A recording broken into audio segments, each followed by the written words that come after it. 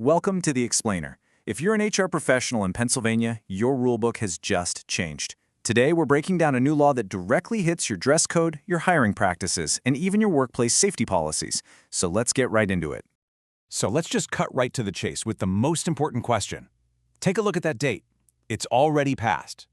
This isn't a future problem you need to prep for. It's a compliance question you need to answer today. So, is your company compliant? To get you to a confident yes, here's how we'll break it down. We'll start with what exactly changed, then cover the key definitions you have to know.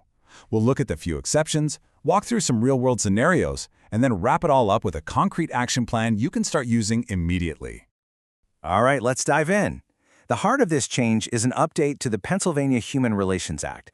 You know it as the PHRA, and it expands protections in a very specific and very important way.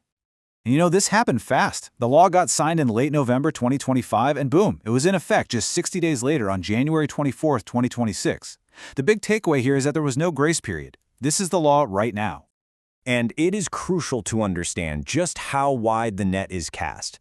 This isn't just a law for the big corporations. If you're an employer in Pennsylvania and you have 4 or more people on your team, this applies to you, period. Okay, now let's get into the nitty-gritty. To really understand this law, we've got to understand the new language. The real impact for you in HR is found in how the state has updated 2 key definitions. First up, and honestly, this is the big one, the legal definition of race has been expanded.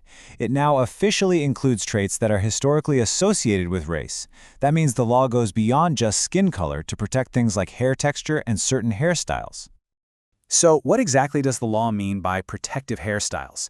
Well, it gives us a pretty clear list. We're talking about styles like locks, braids, twists, and afros. The bottom line here is simple. Your company's dress code can no longer ban these specific styles. And we see a very similar clarification for the term religious creed.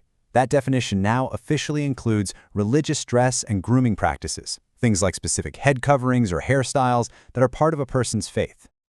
Now, I know what you're probably thinking. Okay, but what about legitimate health and safety rules in our factory or kitchen? Well, the law does account for this, but I have to tell you, the bar for any exception is set very, very high. It involves a strict 4-part test that you absolutely must meet. So, if you want to enforce a hair-related safety rule, you have to pass all 4 parts of this test. First, you have to prove a real safety risk exists. Second, the rule can't just be a cover for discrimination. Third, it has to be narrowly tailored to a specific job, not a blanket one-size-fits-all policy. And finally, and this is so critical, it must be applied equally to everyone in that role, no matter their hair type. Okay, let's move from the legal theory to your everyday practice. How do these new rules actually show up in common HR situations? Because this is where your policies and, maybe more importantly, your manager's practices will be tested.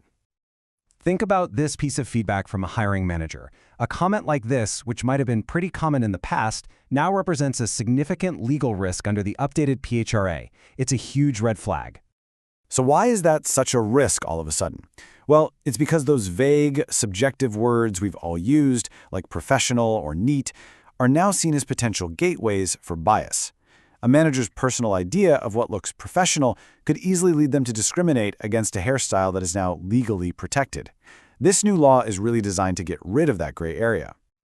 Here is a perfect practical example of that safety test in action. So, the high-risk approach on the left, a blanket policy that just bans all hair extensions in the entire building. The compliant, low-risk approach, it's a policy that is narrowly tailored, for instance, requiring a hairnet for anyone with long hair, whether it's extensions or not, but only in a specific food prep area. You see the difference? It's all about being specific and equal. All right, let's translate all of this into a clear plan of attack. What do you need to do starting this week to make sure your organization is compliant? We've broken it down into 4 key areas. First up, policy review. Comb through your dress codes and EEO policies and just get rid of those subjective words like professional. Second, hiring. You've got to train your interviewers to focus only on job-related criteria and avoid any comments on appearance. Third, manager training. Create a clear path so that any manager with a hair-related safety concern brings it straight to you in HR to review against that 4-part test. And fourth, employee relations. Update your intake forms to specifically screen for any complaints that might be related to hair or grooming. Look, if you take away just one thing today, please let it be this. Compliance with this new law really boils down to one central idea.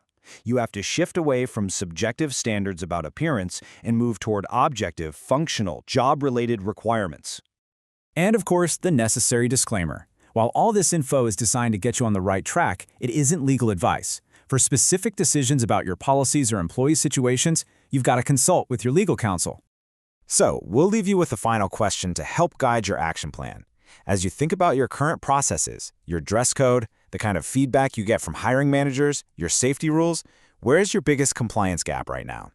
Thanks for joining this explainer.